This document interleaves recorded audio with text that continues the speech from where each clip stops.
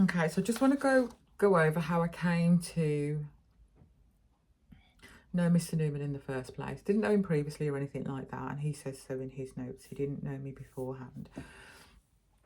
Once I put in the application, obviously, like I said, I was trying to fill some time, and I do freelance work. I've always done freelance work, 30 odd years, whether it's agency or consultancy or freelance, and I run stuff from my own company.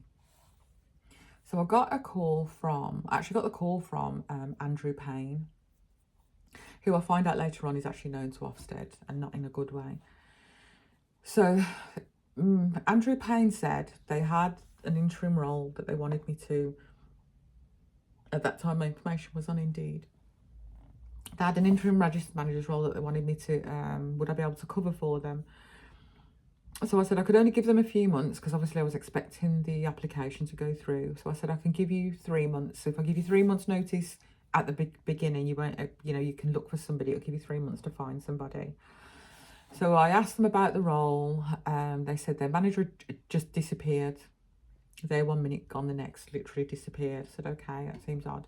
So I said, how's the staff team? They said, brilliant staff team, everything's fine.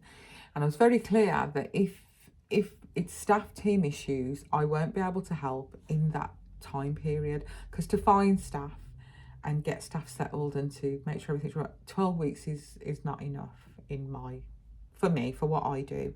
I'm used to going in, sorting things very quickly, and I've done a couple of NOPs and things like that. I can do work around notice of proposals. I can do those things quite quickly. So they didn't tell me that they had it. They just said their manager had disappeared and they needed somebody to step in. That's what they said. And I spoke to that man for, it got to be 40 minutes going through little details and that kind of thing. That was on a Monday, if I remember correctly, and they arranged to meet me on the, excuse me, this is a stand-up, sit-down desk, and it keeps... So we met on the Wednesday, and we met at a pub in King's Heath. There was There RI at the time, Andrew Payne, Stephen Newman, he lives in London, he drove down, and myself, the 4 of us at this meeting. So at the meeting, they produce a NOP. So I'm saying, okay, I didn't mention this on Monday. So I said, let me have a look at it. So I had a look at it, and there was a fair few points on there, but there was nothing major. I thought I could address this quite quickly. They also did not tell me that the 2 young people they had were 2 different local authorities, and both local authorities were already looking for other places for them because they deemed the place not to be safe. They didn't tell me that. I found that out afterwards. So we've gone over the NOP, and one of the points on the NOP is that Andrew Payne has harmed a child and should not be in the building. So I said to him, do you go to the bit? He said, yes, it goes to that. And I said, well, you can't. It literally says there that you can't do that. He's like, oh, they don't know what they're talking about. I said, no, whether they know what they're talking about or not, it's in the NOP. You can't. You just can't. Generally, he didn't take them seriously. Generally, he was not very bothered about them. But I said, well, it's up to you. I can come and I can do it. This is not complicated. I can get this sorted. And the other thing that was it 28 days or something? I can't remember off the top of my head. I'll find it. I can't post that because it's got other information on there that I can't really post. It's not my information. But basically, there was 10 or 12 days left before it had to be sorted, basically. So, and because the NOP had gone to Stephen Newman's business address, that it was his registered address, he didn't really go there, and he'd just gone on an off chance and found it. So it had been ticking by without him knowing. So now they were in like this free-fall situation. So when I looked at the date and I said, well, why is it taking so long? That's the explanation that they gave. So that was fine. So I spoke to them on the Monday, I met them on the Wednesday. I said, okay, then can you arrange a staff meeting for Friday? And I'll take the NOP with me and I'll put an action plan together. And again, most people know NOPs are not that difficult to deal with. So I did the action plan by the time I'd met them now and come in to see them on the Friday, and the staff team are there. And I think Steve Newman actually says that a lot of the staff didn't like me. And I'm not even doubting that that's true. There was quite a few things like They opened in the April. This is now the November. Mandatory training, safeguarding, just basic stuff, nothing huge had not been done. So I just gave everyone 10 days to do the mandatory training, or I was going to remove them from the rota. A couple of people didn't do it. I assume they didn't believe I would do it. I removed them from the rota, and I'm trying to explain, if you're not trained, how can you look after the children? And I think a lot of the craziness that was going on there was just too many people about the place. I got rid of a load of agency staff that didn't speak particularly good English, certainly couldn't write any reports, didn't do anything for the children that I could see, because the children never left the bedrooms. That was another thing. So I got rid of a load of staff. And what Andrew Payne had done was, he lived with 3, I think, of these men, and he sent them down. And I don't know for a fact about the agency, but the agency were putting staff in when in my opinion, they didn't need to be there. So there was times when they rang, there was a time when they rang me and they said, well, you know, we've got 2 staff for you. And they give me a period of time. I'd not done the rota for yet. And I said, well, I don't know that I need staff. How is that? Who's arranged that? And the deputy that was there, I think their arrangement, Andrew was telling him what to do, because I wouldn't allow Andrew into the building. He was telling him what to do. And when I wasn't there, he was overriding what I was saying. But long story short, I was able to get that sorted out. I knocked a lot of the agency staff stuff out of there. And like I said, the 2 local authorities were looking for placements for both those children. So I'm not even going to go into the work that I did with the young people, but the young girl was missing every day. Pretty much every day there was a missing episode. I stopped that 100% within 9 days of being in place.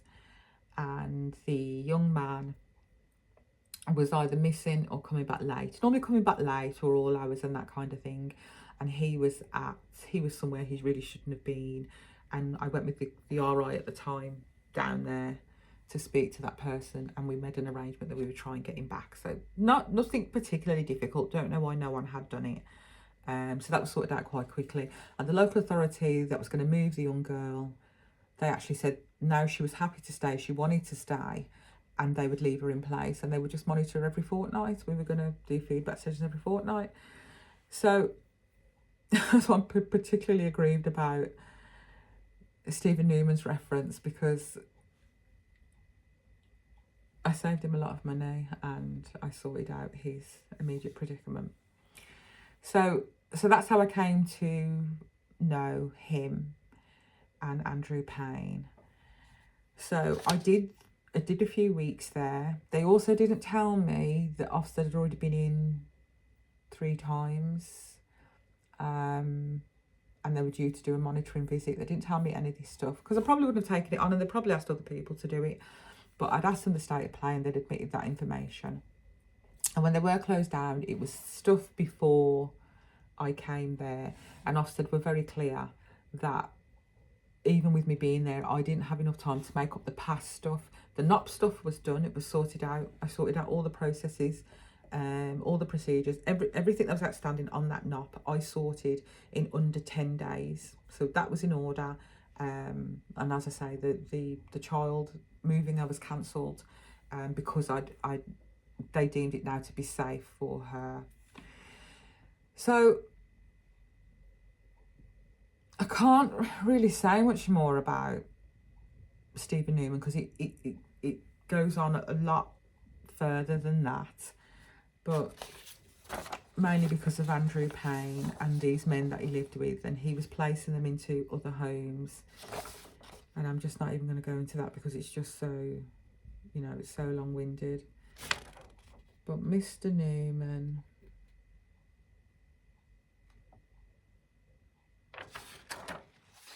basically said I had never managed before.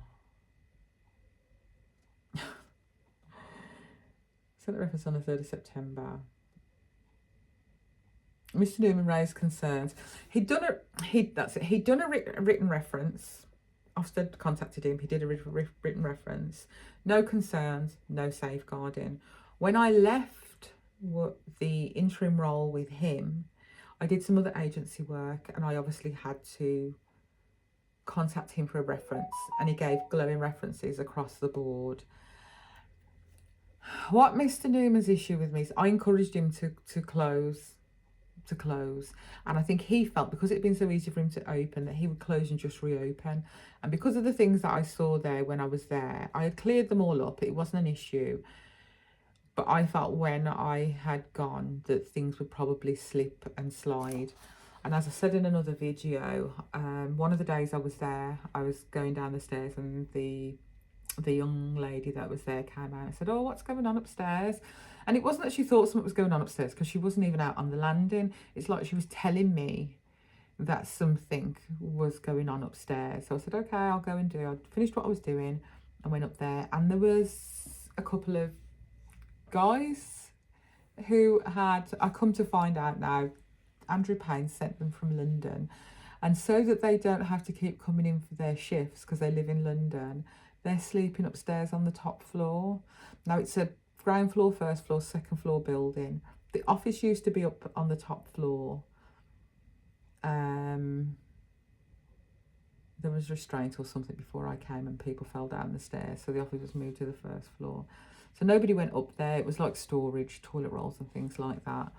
And these men were sleeping up there. And when I phoned Steve, he didn't know. I believe he didn't know. Actually, I do believe he didn't know.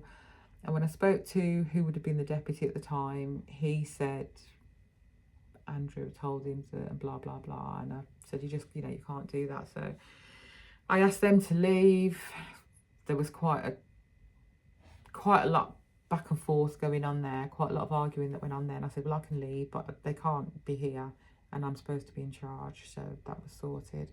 And there was loads of incidents like that, staff didn't have current DBS. I had to take them off shift until it was renewed. They'd just been running riots. The manager that was there before, a lot of them were her personal friends.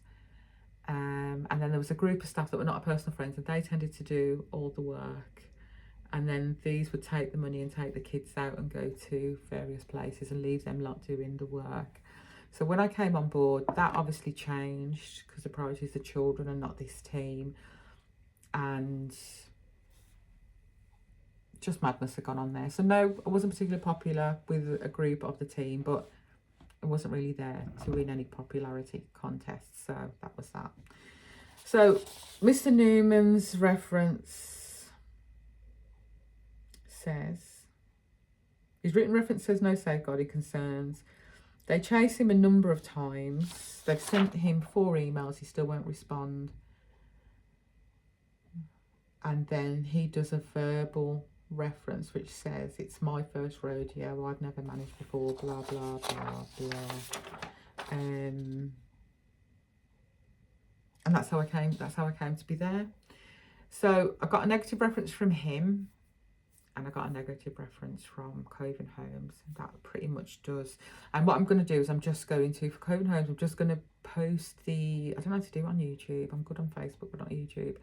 I'm just going to redact the WhatsApp message and post it because it contradicts the tribunal record.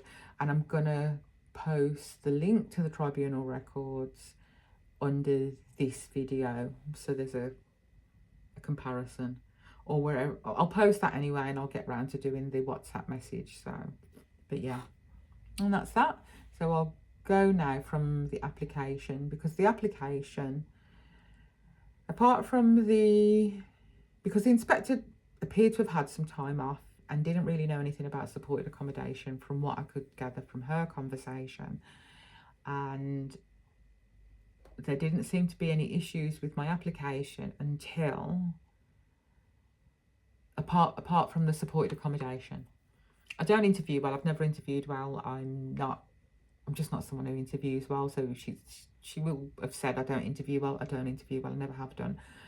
And a perfect example is that was my very first job that I got at the new full-time job at the New Boot Hostel. When my son's 40, and when went to school, I was just didn't know what to do with myself when I'd gone to school. So I went off and done some voluntary work, and I worked at the homeless shelter, the New Boot Hostel. And I'd been working there for about 8 months, 8 or 9 months, and a job came up, and Edwin, the manager, said, you know, go for it. So I went for the job, and I failed the interview, a job I'd been doing for the last 8 or 9 months. And they gave me the job anyway because they knew I could do it. But he said, we're asking you questions you actually know the answer to. Why couldn't you answer the questions? So I'm just shit at interview, always have been. Nothing I could do about it. But yeah.